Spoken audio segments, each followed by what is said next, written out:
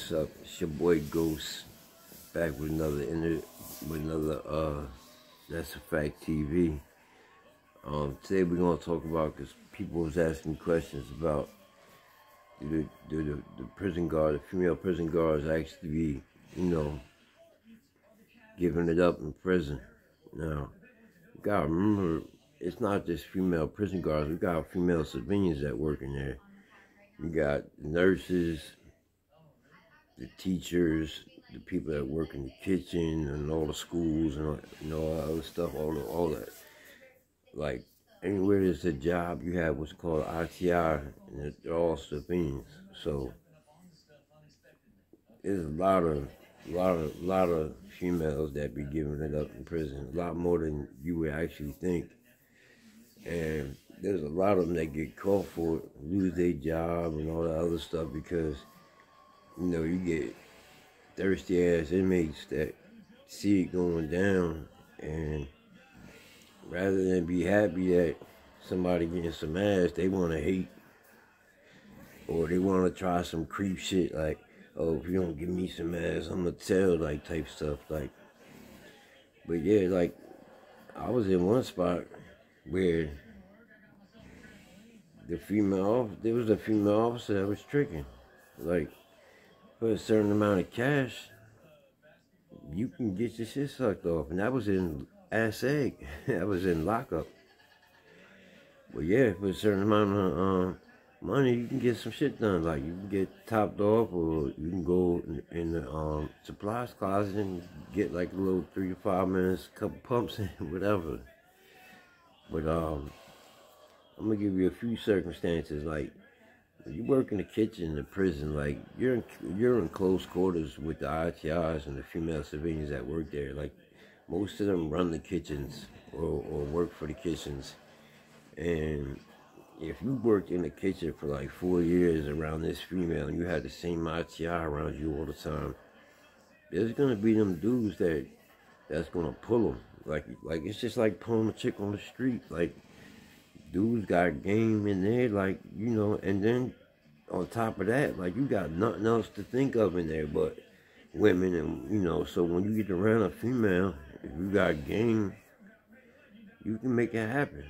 Like, I've seen COs that was female COs that was just straight thoughts, and the male COs even knew they was thoughts, and they done ran through them. And after they get done running through them, they know that they hear about the inmates running through them, and they don't care. They be like, oh, bitch, a thought. Like, motherfuckers is fucking up. We don't give a fuck. She'll eventually get caught and get herself knocked off. But, like, yeah, it be going down. There'll be certain prisons where you can get your smash on at visit, with your peoples. But for people that don't get visits, like, I've seen some ugly motherfuckers get bag a female CO or a civilian or a teacher or a nurse or whatever. It's just your game and your persistency. And plus, some of them chicks ain't getting attention on the street. Some of them civilians that work in prison, they ain't getting that type of attention on the street.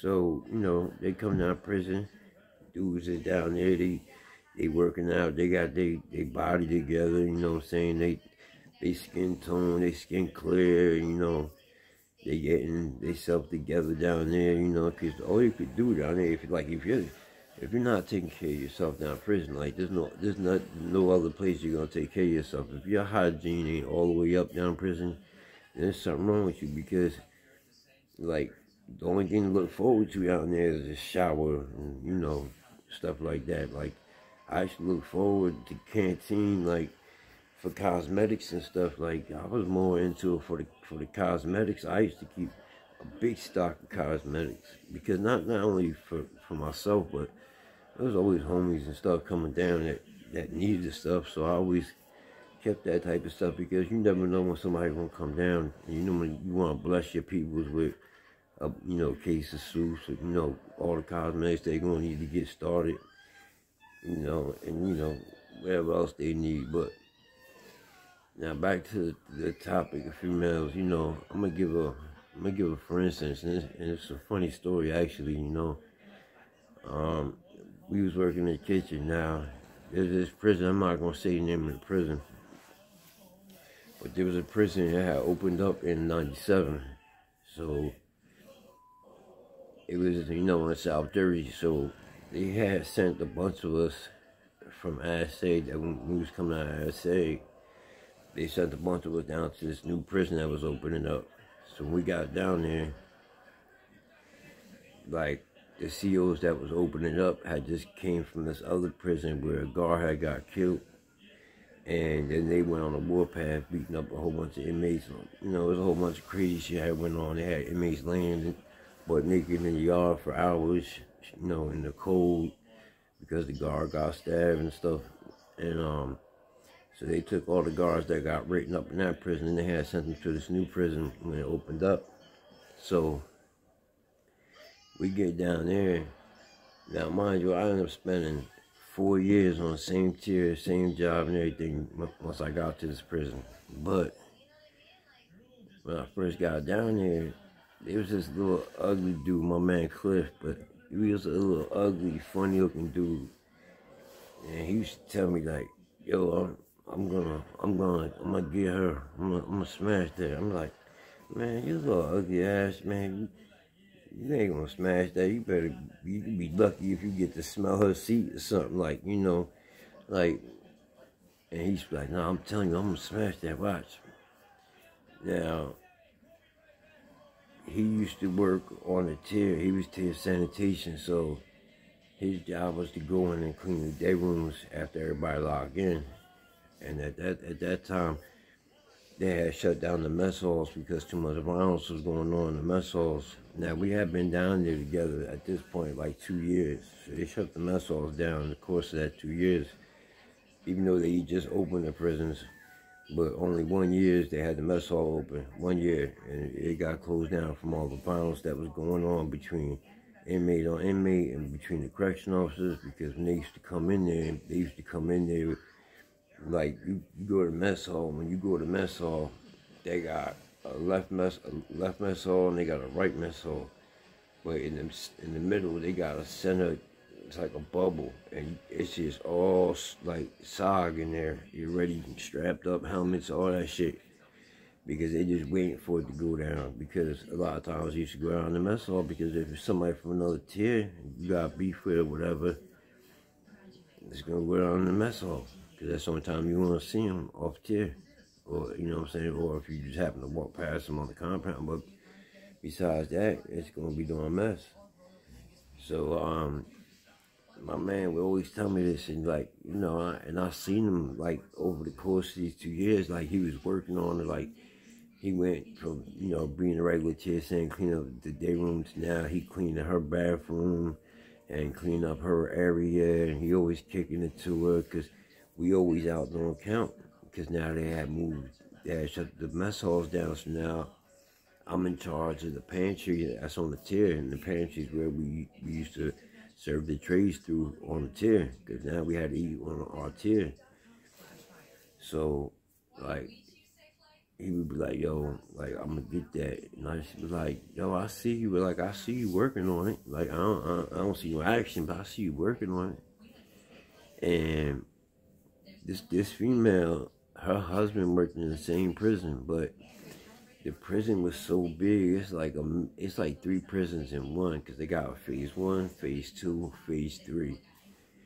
Now phase 1 got like 1,500 prisoners. Phase 2 got 1,500. Phase 3 got 1,500. When I first got down there, only phase 1 was open. I watched them build phase 2, and then I watched them build phase 3. And then they had it situated so, like, people with a lot of time was on phase 1. Then they kind of moved people with majority of time, like, to phase 2. And phase 1 was for, like, the older heads. Phase 2 was kind of like middle ground. And then phase 3 was like for young fuck-ups, like. So we used to always be on the tier. You know, when y'all out and it's count time, there's only just a few people that's out during that time. There might be like the guy that buffs the floors because they used to get the floors waxed down there. And most of them was my brothers and shit that used to work buffing the floors.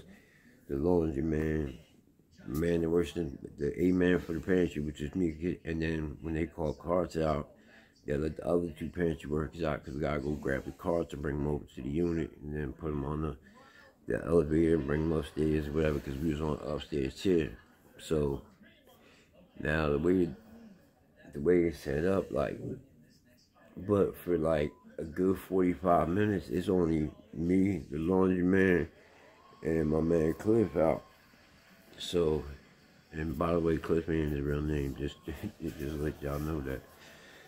But for the most part, we would sit there and we would, you know, crack jokes on each other. We'd all be about to see old dad. You know, we used to crack jokes with her because she used to come in the laundry room. Me and my man used to be sitting in the laundry room, you know, beating down, listening to music. And my man used to rap, you know what I'm saying? And he always used to be in there playing beats and rapping and, you know, whatever. So we'd be in there, you know, listening to the newest tape that, you know, newest album that came out or whatever came out, whatever new came out at the time. And so, you know, she used to come in there and crack jokes with us and whatever. And then my man, he was ugly as shit, but he used to say, like I told you, he had his mission, but he played it out over a course of time. Like, it wasn't just something like he turned her out because, like I said, her husband worked in the same prison, her sister-in-law worked in the same prison, but they worked in different, like how I said, it was a big compound. And we had this one main building where they had all the jobs at, and it was all the high-paying jobs, like, because they had, like, a meat processing plant, vegetable processing plant, and all these different, like, main stuff out there. It was called the I building. So people that work in the I building, like, they had moved them all downstairs tiers because they used to go out to work early in the morning. But so, like, her husband and them, they used to work out there, so she would never see them during the shift. Like, on time she see them is when she leaving work, or you know, before she come in, when she home, that's when she see them. So my man was like, yeah, like I'm gonna get that. So I remember one day, he's like, yo, bro, like, he come in there and we sitting inside the little laundry room, and it's me and my man and shit, and he come in there and he's like, yo, bro, like, I'm gonna need y'all. Like, need me for what? He like, bro, when supplies come, because when the supplies used to come, being that he was the tier runner, like, they used to pull one other tier runner out, and they would have to take all the supplies and move them upstairs into the supply closet. So he's like, when the supplies come this week, like, I don't want to bring nobody else out. He's like, I'm trying to, you know, stay out by myself, so I'm going to need one of y'all help me bring the supplies up to the supplies closet. So I'm like, yeah, I got you, whatever. And he was like, you know, cause I'm trying, you know, little girl. And I'm like, huh? I'm like, you want to try to hit her in the head? Like, I thought he was going to try some fucked up shit. He's like, nah, I told you I was going to get that. He's like, she already know that you going to, you know, I told her I was going to highlight you because, you know, she knows you, you know, she been on the same unit with you for a couple of years. She trusts you. So she knows, you know, I told her I was going to get you to look out for us. I'm like,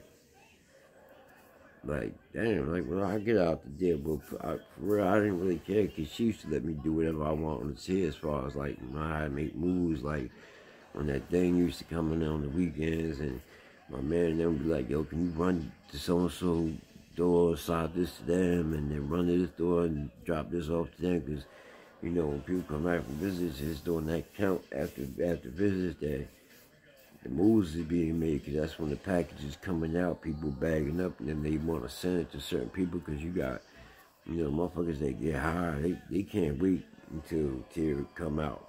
So my man would be like, yo, you know, this top paying customers, he might call me up there, give me the pack, tell me what rooms they go to.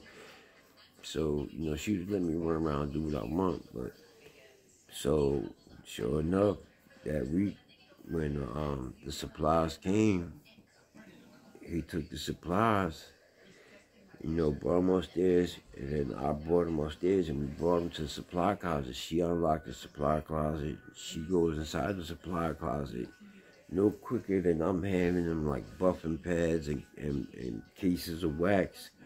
She's undoing her shit, and she pulling her pants straight down.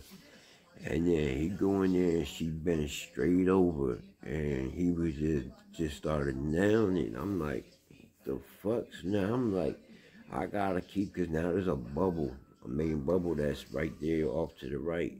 And there's one CO in that bubble, and he just keep looking at both sides, cause there's a tier on his right side, which is this whole separate unit, and there's a unit on this side, and he always gotta look, make sure that the COI, or like make sure there's nobody standing in front of their door trying to get in their room, because he opened the doors from that bubble.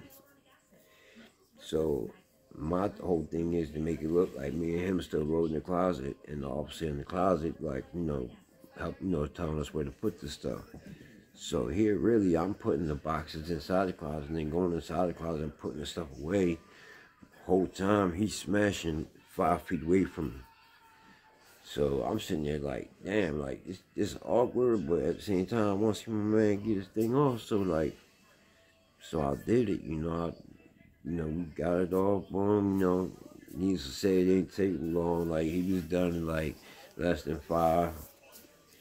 And then we got up out, put the supplies away. She bounced downstairs, and that was it. Like, you know, and then like, he ain't act all stupid and goofy. Like, you got some people that I've seen do it, and they act goofy, and they start bragging to people, and that's how people get knocked off. Or somebody will start hating on them, and then they'll try the chick, and the chick be like, hell no. And then now they want to start hating because they can't get none. But in this situation, like, my man played it cool, and he had that for like a good 9-10 months before he ended up getting his status and moving out to the camps. And then he, you know, he don't need her no more, because now he going to halfway house, and he going to be on the streets, and he can get all the ass he want. But like, for the meantime, you know, he had a long-term plan. But I've also seen jump-off COs. Like, I've been in another place where, like, my brothers had a chick under the wing, and she was smashing one of my bros. Like, and then he getting ready to leave, so he gonna tell one of my other bros, like, bro, like, I'm like, just start pushing up. I'm gonna start bringing you around there and stuff like that, so this way you can push up on him when I leave, you know what I'm saying? And the chick was just thirsty for attention, so my man started bringing his man around, you know, another one of my bros around there that was his man from the streets. And so he could take over his job. That's how he got close to the chick, was being her #1 runner and stuff. And he started bringing him around, like, yeah, he gonna take over his #1 runner when I leave. And then when he left, boy just ran his game down and started, you know, smutting her. And then, like, using her to bring things in and whatever else, you know. But, like, you know, it definitely does happen. And it's not only correctional officers. We got female civilians that work in there. They got, most of the jobs is, you know, especially in the academics and vocational courses like culinary and all that stuff, like, and teachers' aides and all that stuff. Like, there's a lot of females that work in prison, nurses. And if you're in a prison that's, a majority of your prisons is close to the hood, like we got prisons that's right up in North Elizabeth, you know, we got prisons that's up in the hills too, like, but we got prisons in South Jersey that's by the hoods. Like, there used to be Riverfront right in Camden, so all the guards that work there is from the hood. And if you from that hood, like, you was there with, like, you might know them when you was growing up. So it definitely happened. Like, that's something that, like, you know, I don't think will ever stop happening. Like, you know, because we're human beings, and at the end of the day, some of them females ain't getting no attention on the street. And in jail, they like gold. Like, you know, people gonna treat them like gold, like, in jail. So yeah, it definitely goes down. But you know, I want to start talking about some, because I've been getting hit up and, you know, messages about some things. And you know, like, I look at prisoners like we come home with a certain type of like PTSD. Like it's like we've been to certain like a war because we come home with a whole different mindset than other people. You know, I know when I first came home for the first 2 years, I was looking over my shoulder like all the time, always watching my back, like, and you know, I also want to, I don't understand why a lot of people that come home from prison, like, if you get yourself in a position to where you could look out for the other people that came home and give them a job, whatever, like, people need to start, like, like, getting with each other and like trying to look out for the next man that's been in prison. Like that's my dream. My dream is to open up like a house for people that's maxing out from prison that don't got nowhere to go because all they do is stick them in a shelter, like in the hood. Like I live close to Camden, New Jersey now, so like even though I'm originally from Newark, I live out here in Camden County. Like people that come home from this area, they stick them in a shelter down in Camden, so they ain't doing nothing but setting them up for fagging. So I want to open a house, like 16 beds where people can come and I really, and they get a job right away. And that's only for people that want to do the right thing, though. Like but that's my goal. My goal is to eventually, get myself situated enough because I've been working hard since I came home. I've been home and I've been like that's why I didn't start this channel like 3-4 years ago when I really wanted to. Because at the time I was too busy trying to get my financials straight, trying to get myself straight, trying to get my business straight, like, working hard. So I took this shitty ass jobs I had to take in the beginning. But now I'm at a skilled job where I make decent money. Yeah, I started my own mobile detailing business. But like I'm trying to also pass it on to the other people that's coming home. So this is why I want to open up one of them houses. I want to open a house this way when people come home, they don't have to go to the shelter. They can go to my house, pay like $400 a month, for the bed, but you ain't got to worry about your food and none of that. Like, I'm going to get you a job. Like, all that's going to be handed to you, but you just got to want to do the right thing. Like, you know what I'm saying? But, I took enough of y'all time today, man. Just start subscribing. Leave a like, leave a comment, man. Let me know what y'all think of the channel. Something, I'm trying. I know it's going to take a long time for it to, it's not a long time, but it's going to take time for it to start catching on the way I want it to catch on. But leave a like and a comment, man. Just leave a comment. Let me know what you think about, what could be done better. Like, I'm new to this YouTube space, man. I'm new to this. Like, this isn't my regular environment. I'm coming all the way out myself doing this, I'm really a quiet dude, but like I feel like the only way that this message is gonna get out there and I'm gonna be able to help, people that was in my situation is about speaking about it, So it's been another episode of That's a Fact TV. It's your boy Ghost. And I'll holla at y'all a couple more days. Peace.